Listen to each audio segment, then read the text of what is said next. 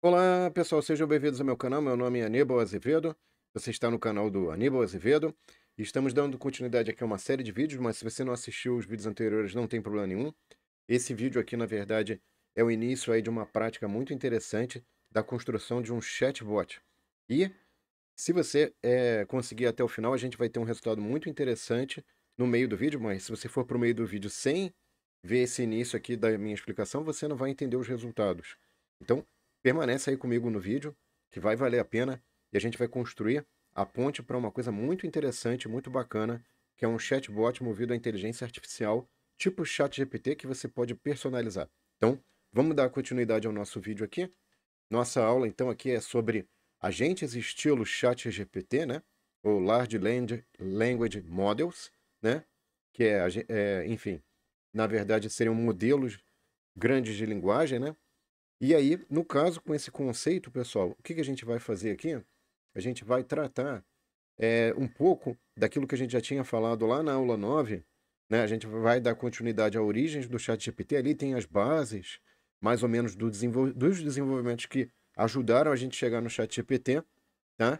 Então, se você quiser, inclusive, já deve ter aparecido um card aí para essa aula, que é bem interessante também. É bastante intuitivo, bastante coisa legal ali. Material tudo livre, gratuito. Lembrando que na descrição do vídeo você tem acesso a essa apresentação, que tem todos os links de todos os materiais, inclusive do chatbot que eu vou apresentar daqui a pouquinho, tá? E na verdade a gente está fazendo uma releitura de vários materiais que a gente tem livres e gratuitos lá no nosso site, né? E no nosso canal do YouTube. Só que a gente está fazendo uma releitura usando a questão da inteligência artificial, mais especificamente os vários formatos aí que a gente pode empregar. E, como bem colocado nesse livro, né, pessoal, a gente na verdade está na era da inteligência artificial, né? E a gente tem que aproveitar isso de maneira adequada para o nosso desenvolvimento, para nos aperfeiçoar, porque quem não o fizer vai ter uma desvantagem muito grande, tá? E aí eu tenho um conceito muito importante para essa aula, que é o conceito lá do que foi desenvolvido pelo pai da computação moderna, ele que desenvolveu um modelo teórico, inclusive também fez grandes desenvolvimentos em termos eh, físicos, né, de desenvolvimento mecânico, eletrônico, do computador moderno, que é o Alan Turing. Tem até o filme que conta um pouco da história dele, enfim, e da ajuda que ele deu aos aliados, aos ingleses, na decifração aí de códigos, enfim. E aqui tem o conceito que eu queria colocar, que é o conceito basicamente, que é o teste de Turing, que é você colocar uma pessoa para conversar com uma pessoa e um computador. E se ela não conseguir discernir quem é a pessoa ou o computador passaria pelo teste de Turing. Esse conceito vai ser importante mais para frente, tá, pessoal? Aqui tem um outro conceito muito bom agora, que é a extrapolação disso, que na verdade é você poder usar o computador como seu amigo, como seu auxiliar. Independentemente de se ele é uma pessoa ou não, ele pode ser uma ferramenta muito valiosa para a produção de código. E aí tem o conceito de DevGPT, né? Que é o desenvolvedor que usa o ChatGPT ou qualquer outra inteligência artificial para acelerar a produção de código e até a explicação, enfim. É uma ferramenta bem interessante aí, tá? Dito isso, por que que seria importante isso, pessoal? Porque no momento que eu estou querendo competir na era da inteligência artificial, a gente tem aí o conceito de que tudo que é digital ou digitalizado, a operação disso pode ser escalada ou escalável, né? O que que significa isso? Que você pode ter, com o tempo, isso aqui está para usuários e valor, mas poderia ser para falar o seguinte: a sua operação ela pode exponenciar, né? Veja aí, os buscadores que já estão caindo de moda, como o Google, só foram se tornar o que eram até há pouco tempo atrás, porque os buscadores antigos usavam interferência humana. Mas a partir do momento que foi digitalizado, que o algoritmo de ranqueamento de páginas foi automatizado sem interferência humana, isso deu uma vantagem muito grande do Google em relação aos seus competidores. E esse conceito é importante também hoje, porque no momento que eu tenho tarefas que eu posso digitalizar e automatizar através de chatbots, por exemplo, de agentes, eu tenho uma vantagem tremenda em relação a quem não o faz, certo? Então aqui você tem o modelo, a operação do modelo tradicional, que eventualmente chega a um certo limiar digamos assim, é superada em larga margem pela operação digital, né? Por modelos digitais. Aqui a gente tem um pouco do que a gente já conversou lá atrás, do usos que você pode ter com o ChatGPT, né? Sem incluir a questão da programação, e tudo é muito dependente aí da questão de fornecer contexto para você. Quanto mais informação você fornece, em sendo o modelo ChatGPT, um modelo probabilístico, quanto maior o contexto, maior o nível de informação, mais assertiva, mais adequada é a resposta. E esse é o truque. Por quê? Porque é um modelo probabilístico que está rodando por trás do ChatGPT. Isso a gente já falou lá na aula passada, tá? Nas origens do ChatGPT. E aí tem aqui a questão, pessoal, de botar isso tudo em prática, né? Ah, isso tudo é muito bom, então, mas como é que eu posso usar Python? Como é que eu posso acoplar o ChatGPT, as ferramentas de inteligência artificial, à questão da programação, que é o que eu vou mostrar justamente agora, tá? Antes disso, eu vou colocar as potenciais aplicações disso que eu estou colocando para vocês. Parece uma coisa boba, uma coisa simples, mas aqui, por exemplo, eu tenho um artigo que fala das questões de como é que você pode usar avatares baseados em inteligência artificial, ou chatbots, para aprender e para ensinar. Eu mesmo já na hora de desenhar aulas, eu usei o ChatGPT. Claro que eu fui falar, dei interferências, não aproveitei 100%, mas eu fui guiando o processo e acelerou realmente aquilo que eu queria desenvolver, ficou muito interessante, principalmente na questão de código. A outra coisa aqui, pessoal, é que você tendo uma inteligência, você pode ter uma animação que tem uma inteligência artificial por trás e você pode personalizar vendas no e-commerce, né? E aí eles estão até colocando ali, ó, a ascensão dos avatares virtuais no e-commerce chinês, né? Então ali você tem, enfim, uma perspectiva muito interessante nesse sentido, que inclusive o avatar pode pegar o histórico de cada pessoa e para cada pessoa em tempo instantâneo definir a melhor estratégia de venda, o que a pessoa precisa de fato, né, para fazer a venda correta ou adequada, enfim. Então vamos lá, chegou a hora finalmente da gente. Isso aqui é uma cena do filme Mágico de Oz, o Mágico de Oz, uma versão bem antiga, né? E aí tem um determinado momento da cena do filme que tem toda uma série de coisas acontecendo ali, e o cachorrinho sem querer revela que tem, na verdade, um monte de engrenagens ali que fazem uma mágica acontecer, que é o Mágico de Oz, né?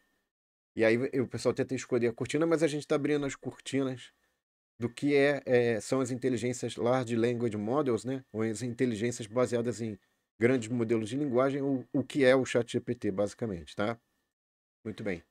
E o que a gente pretende, na verdade, pessoal, o conceito aqui é como se fosse construir um chatbot, como se tivesse o modo Jarvis, né? Para quem gosta aí dos filmes do Homem de Ferro, quando o Homem de Ferro ia, enfim, fazer suas aventuras, tinha sempre um chatbot ali, né? Que tentava auxiliar ele nas missões e tudo, o modo Jarvis, né? Então aqui, pessoal, o primeiro conceito importante é que a gente tem esse site aqui da Grok, tá? E essa empresa, ela desenvolveu a primeira unidade de processamento de linguagem do mundo, tá? Por que isso é importante? Porque dá uma resposta rápida. Eu consigo, usando a API deles, o que é a API? É o serviço via internet deles, conseguir respostas rápidas, tá?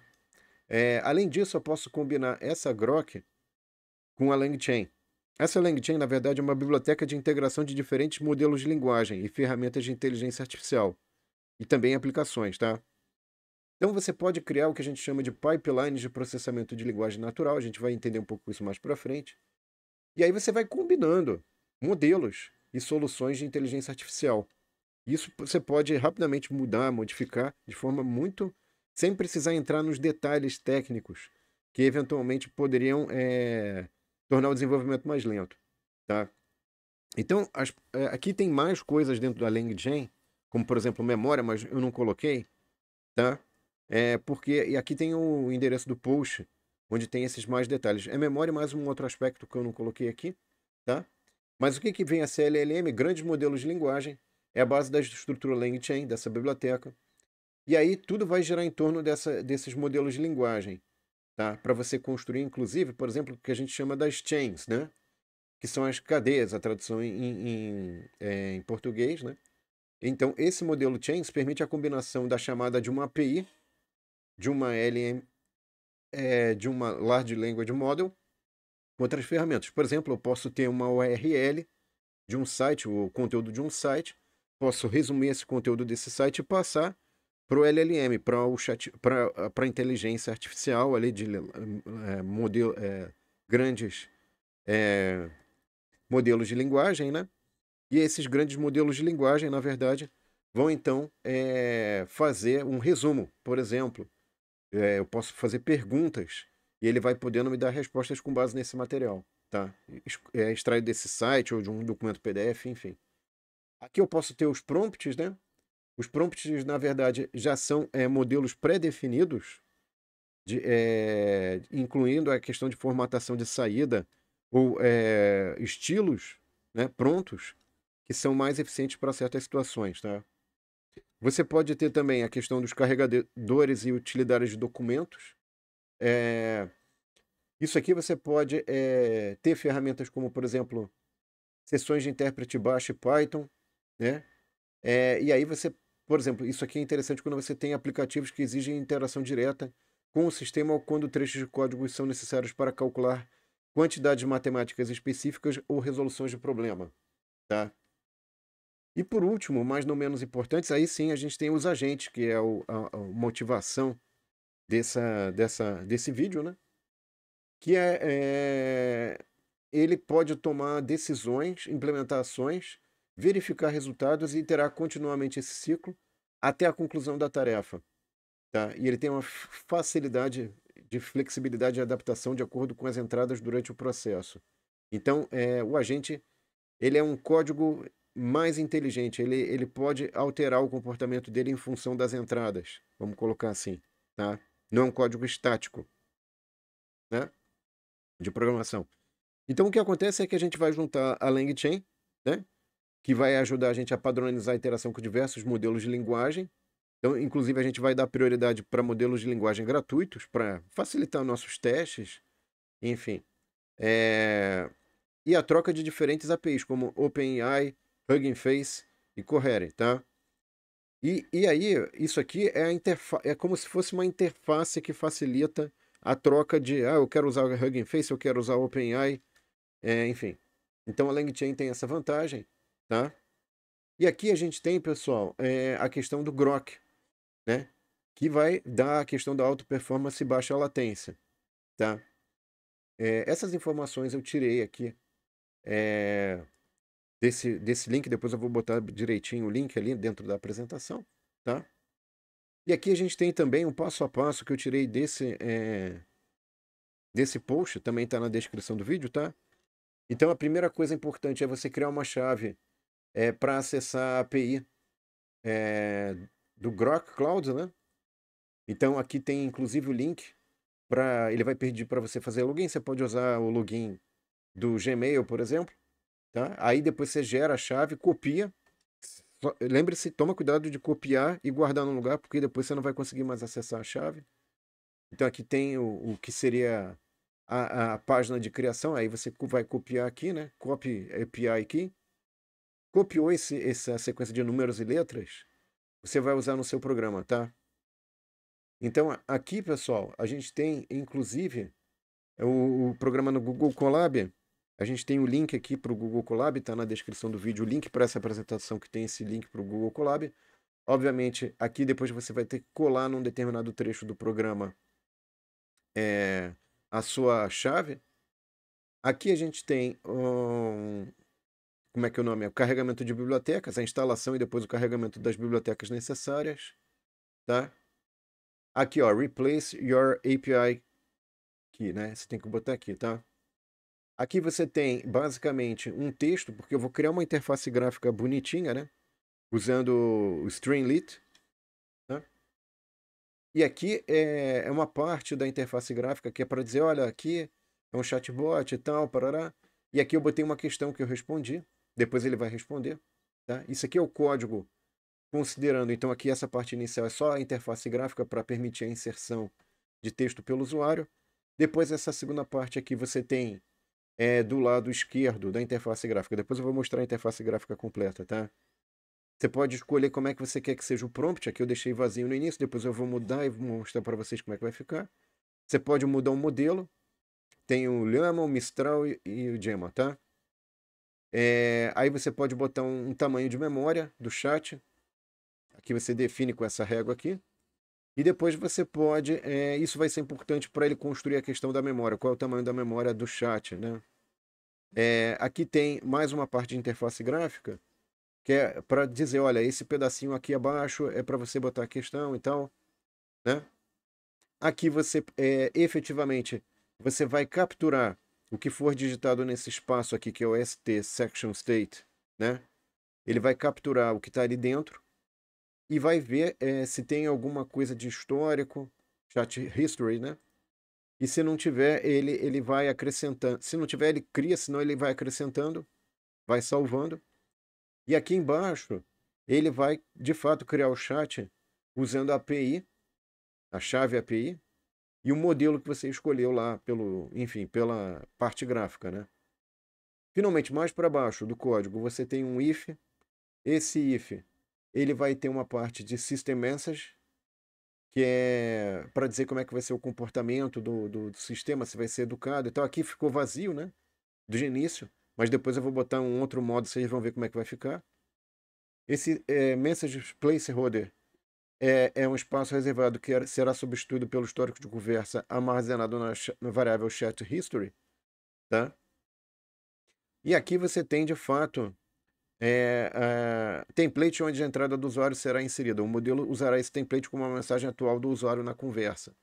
Tá? Então, esse aqui é o controle da conversa, é a alma do controle da conversa. Aqui está o conversation, né?